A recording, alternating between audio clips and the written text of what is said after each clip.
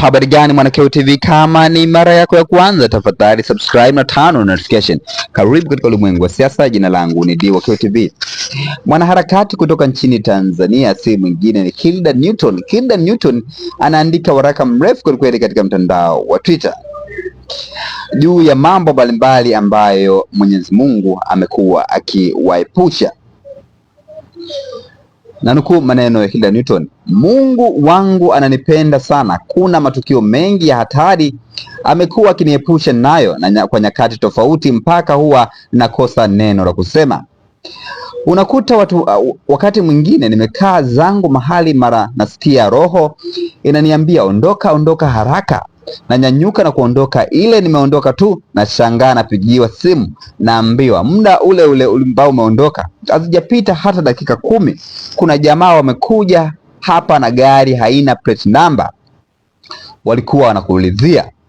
Au wakati mwingine nataka kwenda mahali ila roho inakataa kabisa, hasa nikiforce lazima nikutane na kunikuta nalo. Hata ile siku vijana Mafwele wamenitokea, roho ilikuwa inaniambia ondoka Kisutu, nikapuuza. Mdogo wangu John Nguti wa Chadema alinipigia simu mara 3, ananiambia sister, ondoka hapo Kisutu, ni kubaya sana leo, njoo huko Mikocheni HQ. Nikamwitikia, lakini bado nikaendelea kubaki. Mwisho jamaa wakaniotea. Kiukweli ile siku nilijilaumu sana moyoni, nilikuwa na majuto mengi. Nikajisemea kama ningesikiliza roho yangu wakati inaniambia niondoke, wala yasingelipata. Kuna muda kila nikitafakari haya mambo huwa nashindwa kabisa niseme nini mbele za Mungu. Najikuta naishia tu kusema asante Baba wa mbinguni, wewe uliyeumba mbingu na nchi, maana kama ungekuwa sio mkono wa Mungu, huenda mpaka muda huu ningekuwa nishapotezwa na kusaulika.